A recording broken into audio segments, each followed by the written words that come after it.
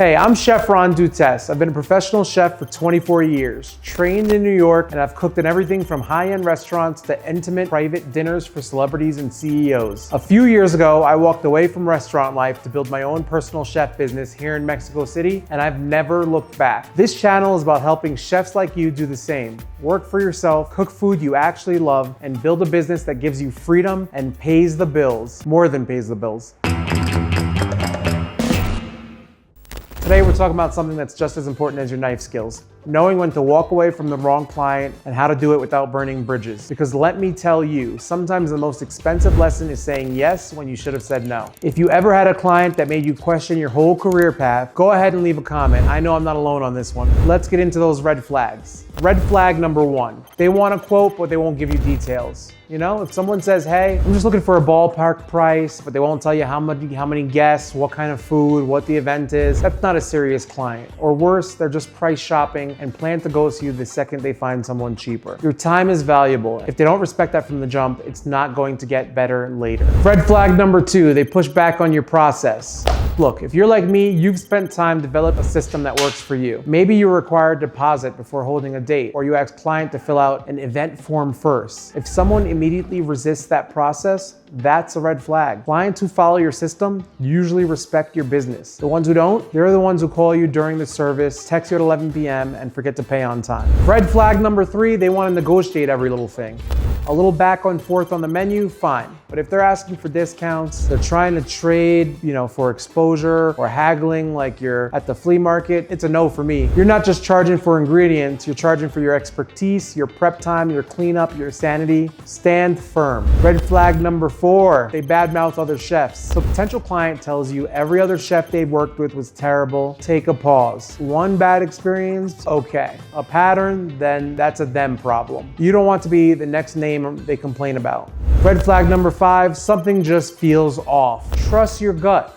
If something doesn't sit right during the first conversation, maybe their tone, their vibe, or how they speak to you, trust it. It's okay to walk away. You don't need to justify your boundaries. Your business, your rules. And how are we gonna tell them no? Here's how you're gonna tell them no. Saying no doesn't have to be dramatic. Here's a couple professional, polite ways to decline. Simply say, thanks so much for reaching out. Unfortunately, this isn't the right fit, but I wish you the best for your event. Or you could say, I'm fully booked during that time, but I appreciate you thinking of me. Short, kind, direct. You're not ghosting them. You're just letting them know you're not available. That's called having boundaries. It's what's keeping you and your business healthy. If this video is hitting home, give it a like. It helps more chefs find this kind of info, and it tells me to keep making videos like this. All right, look, I have plenty of stories where I should have said no, but I said yes. There's times when you just want to try to get any job and you're kind of working from a scarcity mentality and you don't know when the next one is and you're just saying yes to everything. This last time, this specifically just happened to me. This was more of a case where a gentleman asked me to consult for his restaurant. I've heard some unfavorable things about his behavior, although he's always been nice to me. So that was red flag number one. I've heard other people in the industry that I trust telling me about negative experiences they've had. The second red flag was a constant, every time I went in there, I would go for dinner, he'd invite me for dinner, or whatever reason I would go in there, I'd see a different turnover of staff. I was offered a position to consult for his restaurant.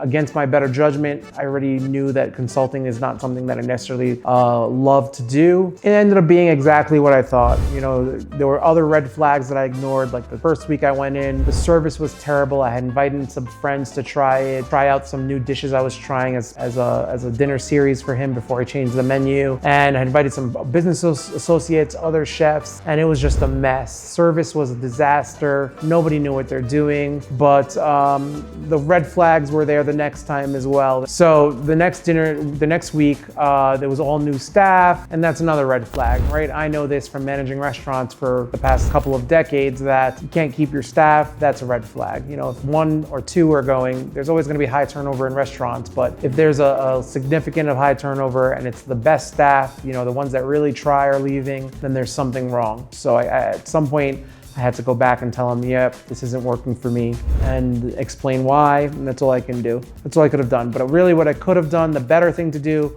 would have been to not accept it in the first place if I knew it didn't feel right for me. So ignoring these red flags can really be detrimental to your business, your mental health, and the amount of time you have to spend on the things that you really care about spending them on. Look guys, let me tell you about something. If you're serious about building a profitable personal chef business, the Personal Chef Resource Vault is non-negotiable. And better yet, it's free. Inside, you'll get some of the exact tools I use to run my business. Airtight contracts, proven email scripts, a pricing system that protects your time, and a real marketing blueprint. You can download it free in the link in our description. So go ahead and do that. Final thoughts, building a personal chef business is about more than great food. It's about protecting your time, your energy, and your reputation. Learning to say no is one of the most powerful things you can do as a chefpreneur. Not every client is your client, and that's good. If you're a chef looking to leave the restaurant grind and build your own business, hit that subscribe button. I drop new videos twice a week to help you work smarter, charge what you're worth, and actually enjoy your life in the kitchen again. And let me know in the comments, what's the biggest red flag you've ever seen from a client? Let's swap some stories. Just keep it anonymous, it's all right.